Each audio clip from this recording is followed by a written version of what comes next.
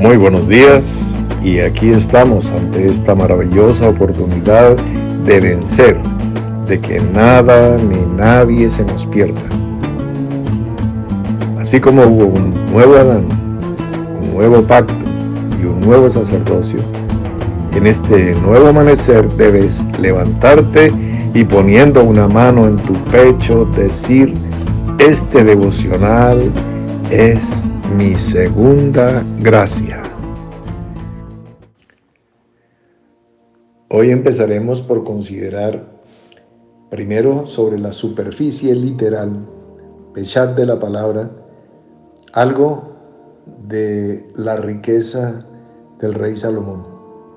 Voy a leer unos textos, presten atención, sabiendo desde el principio que esto, aunque es historia y es literal, también tiene un sentido alegórico, un sentido simbólico, y por supuesto aquí hay un mensaje y vamos a llegar a conclusiones que están un poco más escondidas en esta misma mañana. Empieza con el texto ya estudiado, que el peso del oro que venía a Salomón cada año era 666 talentos de oro. Sabemos ya que él recibía mucho oro, pero no 666 talentos, sino otra medida, porque el talento todavía no existe cuando se está escribiendo, cuando está sucediendo esto. Esto lo escriben mucho tiempo después. Bueno, seguimos. Volvemos a empezar. El peso del oro que venía a Salomón cada año era 666 talentos de oro, sin lo que traían los mercaderes y negociantes. También todos los reyes de Arabia y los gobernadores de la tierra traían oro y plata a Salomón. Hizo también el rey Salomón 200 paveses de oro batido, cada uno de los cuales tenía 600 siclos de oro labrado. Asimismo, 300 escudos de oro batido, teniendo cada escudo 300 siclos de oro, y los puso el rey en la casa del bosque del Líbano. Hizo además el rey un gran trono de marfil y lo cubrió de oro puro. Solo piensen ustedes, un gran trono de marfil. ¿De dónde viene el marfil?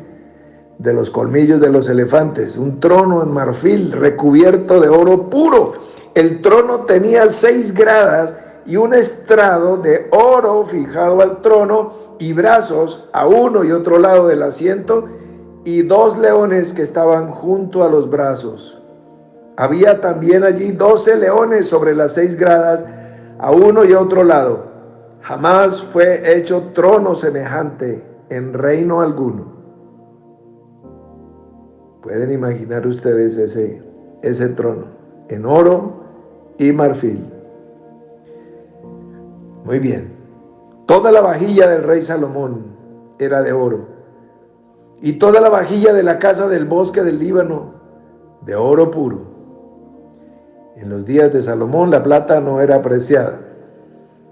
No se parece en nada a este tiempo, donde la plata es lo único apreciado. Seguimos.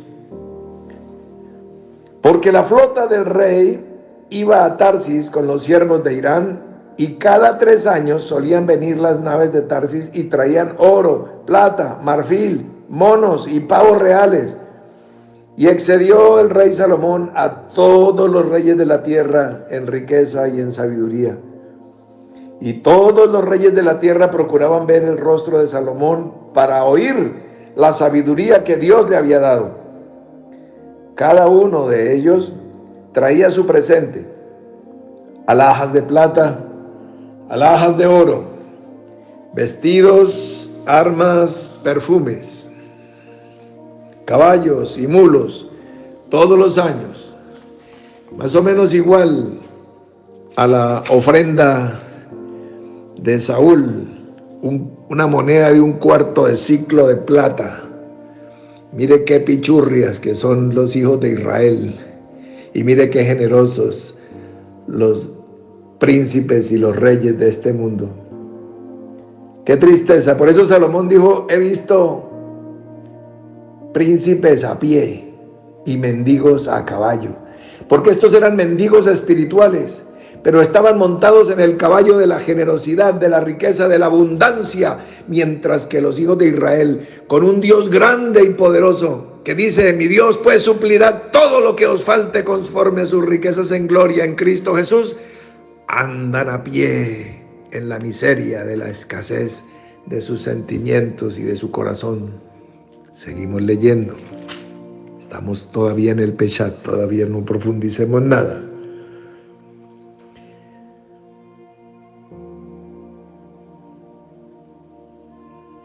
Cada uno de los reyes traía su presente: alhajas de plata, alhajas de oro, vestidos, armas, perfumes, caballos y mulos, todos los años.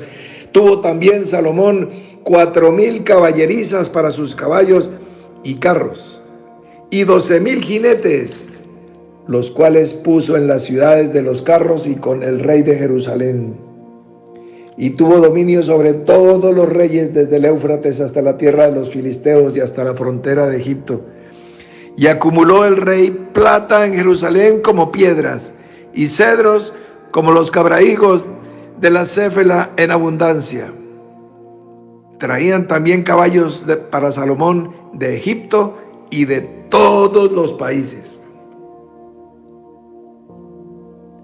Concluye esto diciendo: los demás hechos de Salomón, primeros y postreros, pueden continuar leyéndolos en los libros del profeta Natán, en la profecía de Ahías Silonita y en la profecía del vidente Ido. Por supuesto, nos quitaron esos libros del canon, no nos dejan saber qué pasó, qué hizo, qué no hizo, las cosas verdaderamente interesantes y profundas del rey Salomón no las quitaron, no nos las dejaron leer, pero con lo que tenemos nos vamos a defender. Muy bien, entonces hemos leído, por si ustedes quieren estudiar en sus casas, segundo libro de Crónicas, capítulo 9, versículos del 13 al 29. Bueno, este es un acercamiento, una descripción a vuelo de helicóptero de la gran riqueza de Salomón. ¿Qué significa esto? ¿Qué hay detrás de todo esto? Bueno, vamos a mirar un suceso histórico que nos puede ilustrar por qué y para qué Dios engrandecía tan inmensamente, desproporcionadamente a un hombre. Ustedes escucharon el trono que tenía Salomón.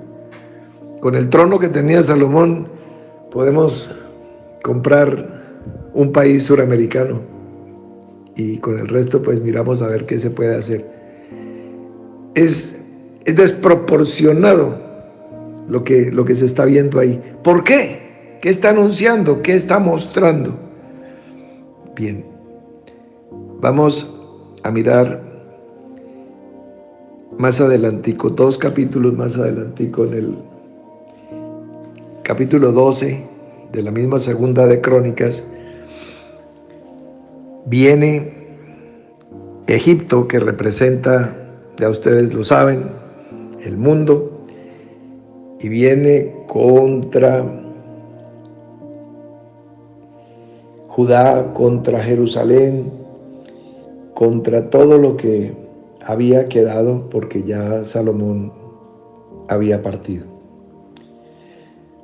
Entonces está Roboam, ya el reino unificado se acabó,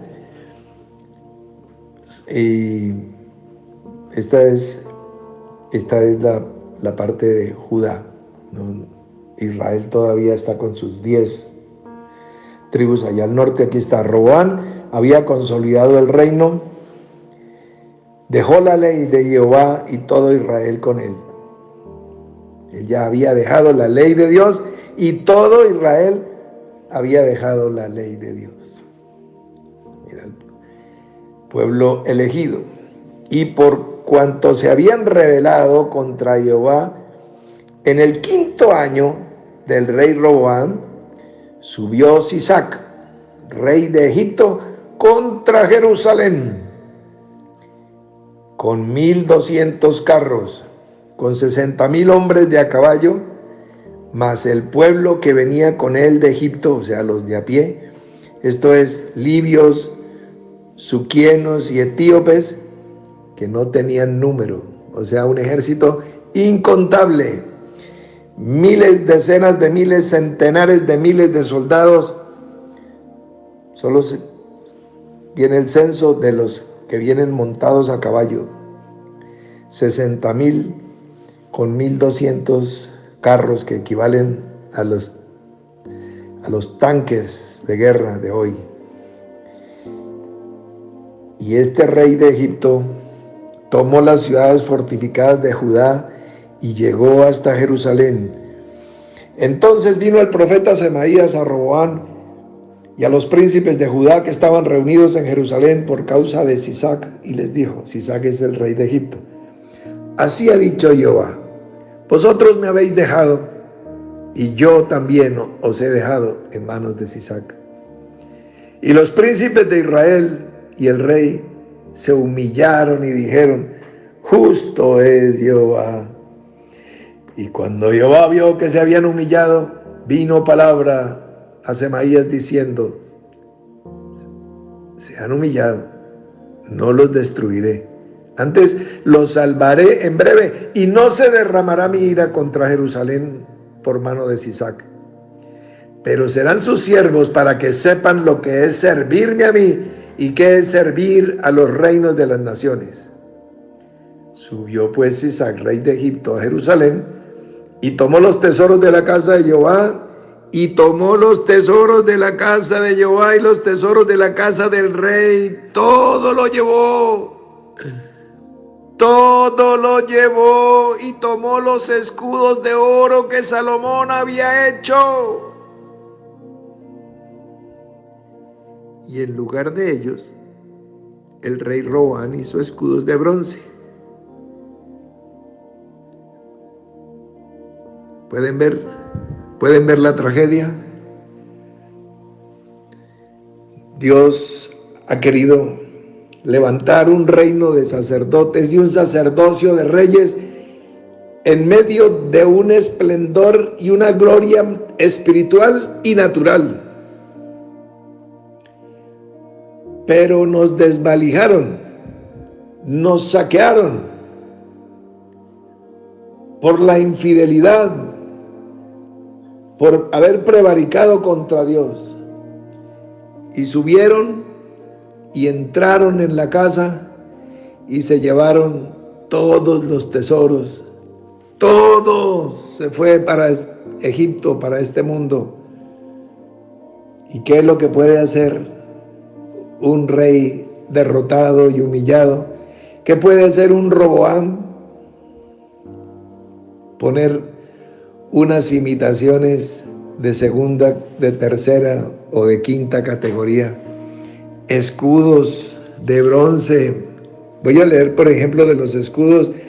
Hizo Salomón 300 escudos de oro batido, teniendo cada escudo 300 ciclos de oro. Calculen, tarea, escudriñar, ¿qué es un ciclo? Calculen ustedes el precio a hoy. ¿Cuánto costaba eso? Y lo cambiaron por unas cacerolas, por unos sartenes de cocina.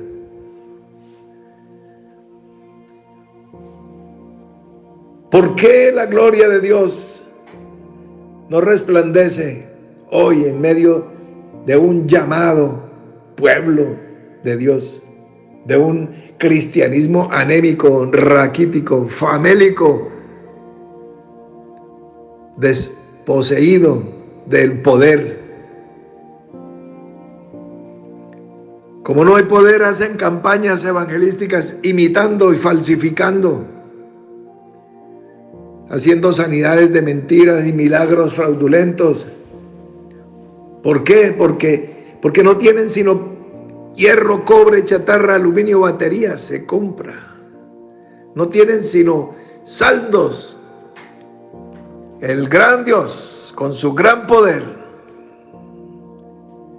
está mostrando lo que es el precio de la infidelidad.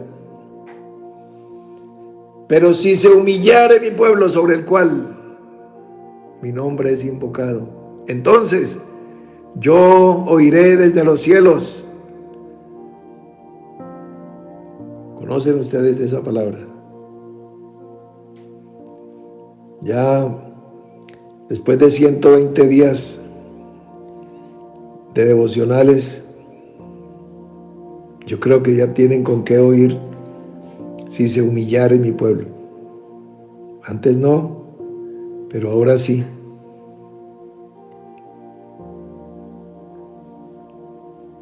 Para que vengan del Señor tiempos de refrigerio. Sí estamos guardados, sí hemos estado con provisión de Dios, y los hermanos que han tenido COVID se han sanado, y los hermanos que han tenido necesidad de trabajo han encontrado trabajo, y los hermanos que han tenido problemas de salud han sido recuperados, y seguiremos viendo esos testimonios de semana en semana, como veíamos esos testimonios en el Israel terrenal, de semana en semana, de Shabbat en Shabbat, mientras peregrinaban, mientras terminaban de morir todos condenados a muerte, todos sin excepción. Bueno, con la honrosa excepción de los viejitos que creyeron desde el principio y se mantuvieron fieles, y los hijos del desierto. No que sean mejores, sino que no habían tenido oportunidad de haber prevaricado y haber dudado del poder de Dios. ¿A dónde hemos llegado? Se lamentaba Jeremías. En la cautividad se ha ennegrecido el oro. Nos gozamos en lo que hay, sí, y vemos los resplandores de la gloria, pero no la gloria misma. Hay un culto devaluado como resultado de que la casa de Dios fue entregada. Están esperando que venga en el futuro un anticristo, un gobernante mundial que se siente, que haga abominación desoladora, que esto, que aquello. Los estudios escatológicos, entendiendo por escatología estudio de los tiempos finales, señalan que no nos ha pasado nada, pero que nos puede pasar. Por favor, señores, señoras, amigos, todos de esta nube,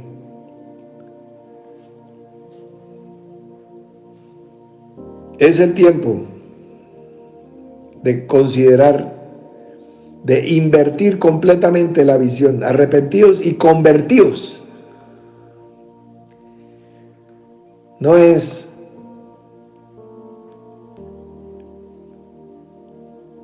que vienen los días malos y difíciles. Vienen de parte de Dios los días gloriosos y los días de la recuperación de la gloria, del poder y del reino, del restablecimiento del reino, que es todo lo contrario de lo que predica la falsa sana doctrina. Vienen esos días. ¿Para quién? ¿Para quiénes? Para todos aquellos que están en este momento en sencillez de corazón, dándonos cuenta unos y otros, tú donde quiera que estés, que me estás escuchando, tenemos unas imitaciones de bronce en donde debería haber oro puro. Bronce es una aleación barata de cobre con estaño. Eso no es una baratija lo que tenemos. Y todavía felices y gozosos. No digo que no haya gozo en el corazón como fruto del Espíritu. Ojo, ¿en qué espíritu recibes la palabra? Pero no podemos estar satisfechos sino cuando despertemos a su semejanza. No durmiendo plácidamente en medio de la escasez espiritual y la escasez natural. No. Nuestro destino no es ser mendigos y no podemos estar contentos teniendo sustento y abrigo tú y los 4 que te rodean. Si tenemos miles y decenas de miles y centenares de miles de hermanos que no conocemos, que están en escasez y que están en necesidad, tenemos que ir por ellos. Tenemos que sonar la trompeta de plata que es para los príncipes de Israel y que escuchen ese pregón y que salgan de donde estén, en Babilonia o en Egipto o en donde quiera que estén, y seamos arrebatados con el Señor a esta nube para prepararnos y preparar la segunda venida del Rey de Gloria. Ya estamos hablando un poco más claramente, un poco más cara a cara. No te precipites a derecha ni a izquierda, reflexiona, rumia y esta noche nos encontramos considerando un nuevo misterio bíblico. Vamos a seguir desentrañando. Fuerte abrazo.